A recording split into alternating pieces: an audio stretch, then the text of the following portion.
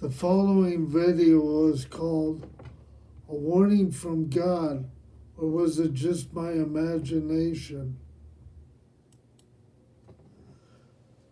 The following is fictional in parts, but in parts it really happened. John, I looked around. Who's talking to me? I don't see anybody. The voice answered, "It is God." I replied, "What the?"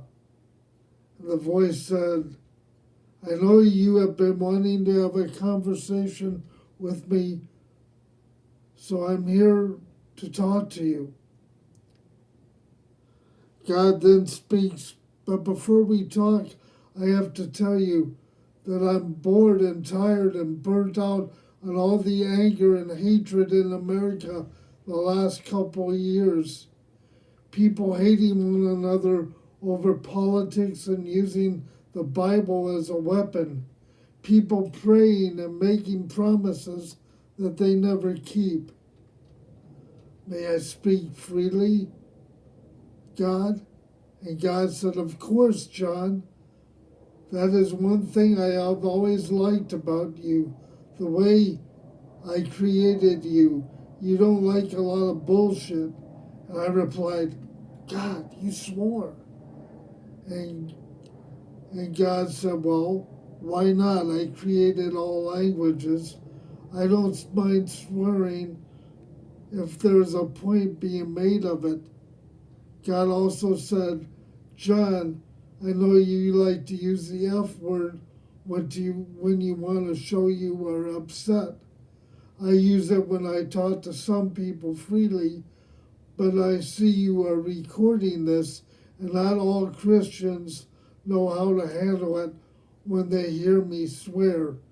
But enough of that. God, why is the pandemic here?" God said, "I had to get people's attention."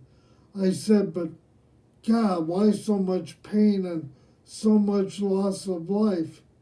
You are supposed to be a loving God. Do you get pleasure out of seeing us suffer? You could stop the pandemic in a second if you were real and you would exist. Your son, Jesus Christ, who you sent to earth when he was here, he even asked, 'Father, why have you forsaken me?'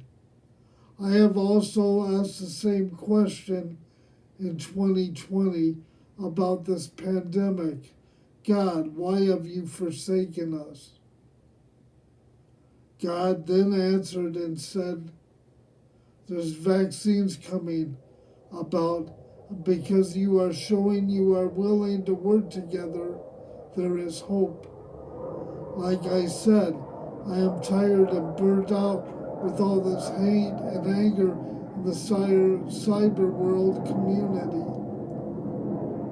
I am not sure if I will walk away from all people or not, or if I will just forget you for all eternity, or maybe a few hundred or thousand of years, but for eternity that is not long. Okay, God, I must ask, are we really free in this world, God? If you created everything and know everything, did you not know that Adam and Eve would eat the apple? Was that part of your master plan from the beginning? Don't get me wrong, I have enjoyed my life here on earth.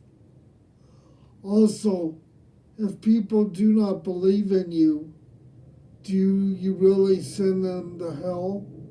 If you are a loving God and understand why people do not believe in you, then why would a loving God punish people's souls for not believing in him?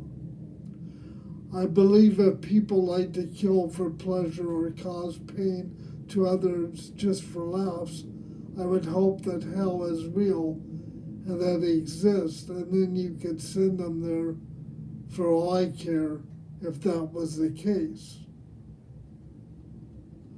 I cannot answer all your questions right now, John. If you want to die and all your answers will be answered, I will tell you. I can also tell you when you astral projected 45 years ago and left your body for a few minutes, you were with me, and your mom warned you about sharing this with others and that not everybody would understand it. You were right, John. You were right. Perception and attitude determine what others see in this life.